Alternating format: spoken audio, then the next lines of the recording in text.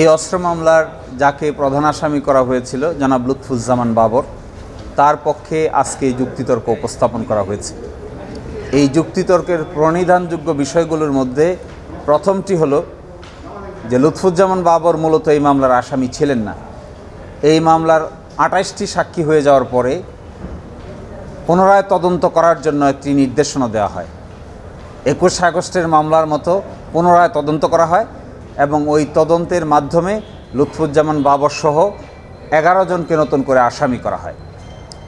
ওই আসামির তালিকায় জনাব লুৎফুজ্জামান বাবরকে নিম্ন আদালতে ট্রায়াল করে ৫৩ জন সাক্ষী নিয়ে ফাঁসি দেওয়া হয়।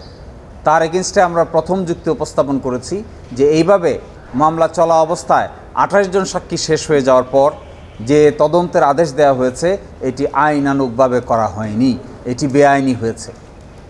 দ্বিতীয়ত আর্গুমেন্ট হলো তার বিরুদ্ধে সরাসরি কোনো এভিডেন্স নাই, কোনো সাক্ষী নাই, কোনো দেখা সাক্ষী নাই, কোনো সরাসরি তার সঙ্গে এভিডেন্সে জড়ানো পারে এই ধরনের কোনো সাক্ষ্য প্রমাণ রাষ্ট্রপক্ষ হাজির করতে পারেনি।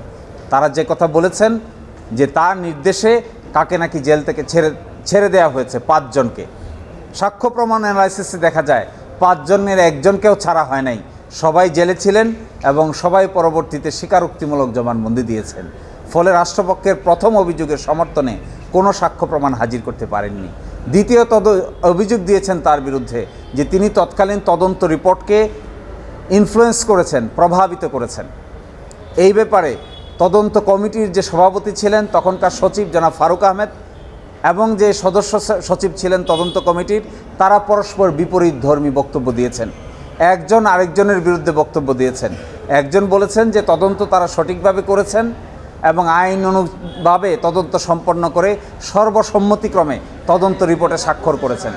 আরেকজন এসে বলছেন সদস্য সচিব যে আমাকে তদন্ত রিপোর্ট দেখতে দেওয়া হয়নি, আমাকে তদন্ত রিপোর্টে স্বাক্ষর নেওয়া হয়নি, আমাকে তদন্ত রিপোর্ট না দেখিয়ে আমার স্বাক্ষর তদন্ত রিপোর্ট দেখা ছাড়াই নেওয়া হয়েছে। ফলে এই যে দ্বিতীয় অভিযোগ, এই দ্বিতীয় অভিযোগেরও কোনো ভিত্তি থাকে না।